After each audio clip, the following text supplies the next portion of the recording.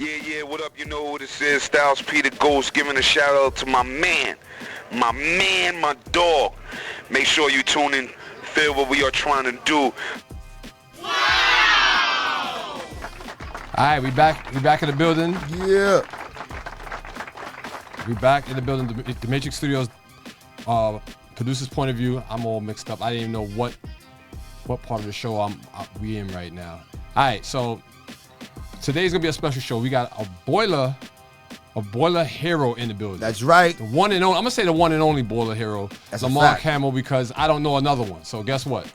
The one and only Lamar Camel. Thank you for having me, bro. I appreciate you, man. Thank you. All right, so I want to get straight into what a boiler hero is. Okay. I've never had an interview with someone of your type yet, so let's get into it.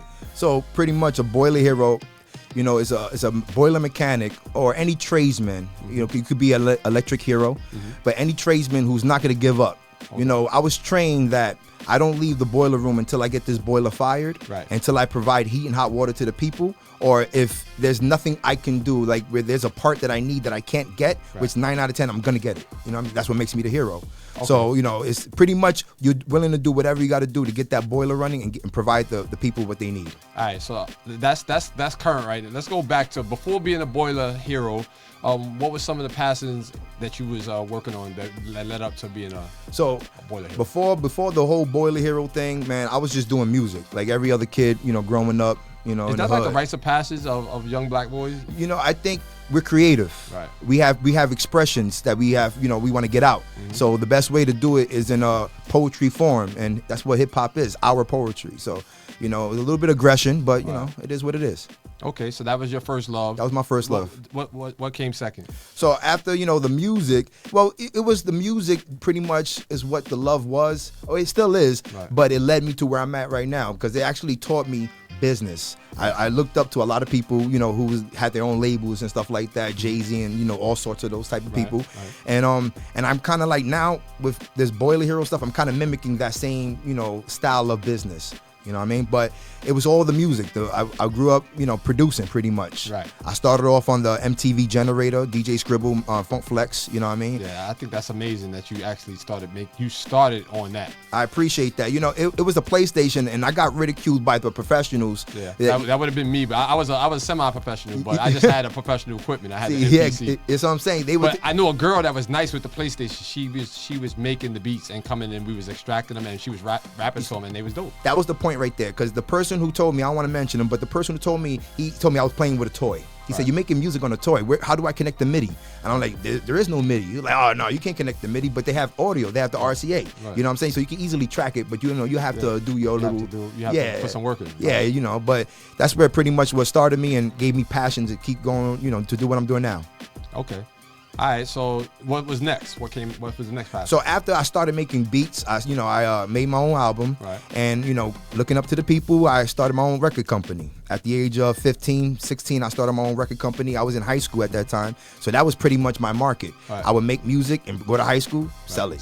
That's it. So I would make clothes. You were an entrepreneur early. Early, bro. Early. You know, I had that passion to create. You know what I mean? Got it. All right, and then now let's come back to being a boiler hero. Correct. All right, because I know you're on YouTube with it as well. That's a fact. Which no one is going in someone's boiler and busting out their gimbal or their DJI and talking about, let me film this so I can put it on YouTube. So what's interesting about it? What do you find your viewers get the most I guess gratification from watching you do? You know, it took me a little bit to realize that the answer to that question, but what I can tell you, when I was doing music, it wasn't really, you know, moving the way I was moving. I was in touch with head A&R of Warner, Steve O. Right. And he told me like, yo, right now, YouTube and TuneCore is the way to go. Right. Like those are the two things. Don't even mess with Vivo. Go to TuneCore and YouTube. So I was thinking like, damn, I got to get this YouTube going. It's not moving for the music. I had all these boiler videos in my phone because as a boiler man, we have videos because we just film things. So I was like, all right, let me just, you know, post it because I didn't want to delete it. The first video I did 1,000 views. Right. So I'm like, I was like, whoa, what's going on here? Like people care. You remember about what this? you were doing? What you? It was just a video of a glass with steam leaking out. So I'm like, all right, it was nothing significant. People's weird like that on the internet. Exactly. They just watch stuff. It was nothing significant. Kids watch other kids play video games. I'm like, what do y'all? Well, think about it though. If the kids watching kids play video games, it's like me playing video games and you chilling with me. And you just like, yo, I'm waiting I for, was I'm never waiting a for fan of that. that. I mean, Yeah. unless it was 2K or something, and then I'm watching the game. That's it. Right, but same thing. But watching somebody play Contra or something like that, it's like, yo, I want to sit here and watch you finish the game. I used to hate playing games, and then I got the game too, and then now I seen you finish it, and now I don't want to do it. Whole fact. You're right. Right? But that was then. But now I need to play more video games. I need to get back into the gaming. But you know, ironically, a gaming channel is one of the channels that I tried to start before the Boiler channel, and it didn't move. Right. I did a boxing channel because I be in the gym. A little bit of everything. Huh? Yeah, because I wanted to see what moved, and then somebody from YouTube actually told me it's okay to start over. Right. So I said, all right, I had these Boiler videos. I posted it, did 1,000 views, and I'm like, oh, it moved. So then I posted another one. Right. And then it moved even more. So then I said, all right, let me actually film something and post it. I filmed myself crazy because I filmed myself changing a light bulb in the boiler room, and I almost fell off a ladder. Oh man, it was crazy. They love bloopers. Exactly. They love to watch people hurt. Exactly. I said, don't stop filming. I almost died, but don't stop filming. This crazy. But then that video did even more, and I said, maybe I got something here. So then I started creating the story within my videos. You would see me go from my truck, take my tools, talk to the super, make it to the building. The super tells me what's wrong. I'm like, I got you, Soup, and I fix it. The super says, how you fixed it? I did this and this and that. Right. Oh, so you wasn't afraid of people stealing your style and your skill set? If you should never be afraid of anybody stealing anything from you. That's an honor, if anything. Right. If anybody want to duplicate what I'm doing, thank you. Right. You know what I mean? Because they're not gonna take your money. They're not gonna be you.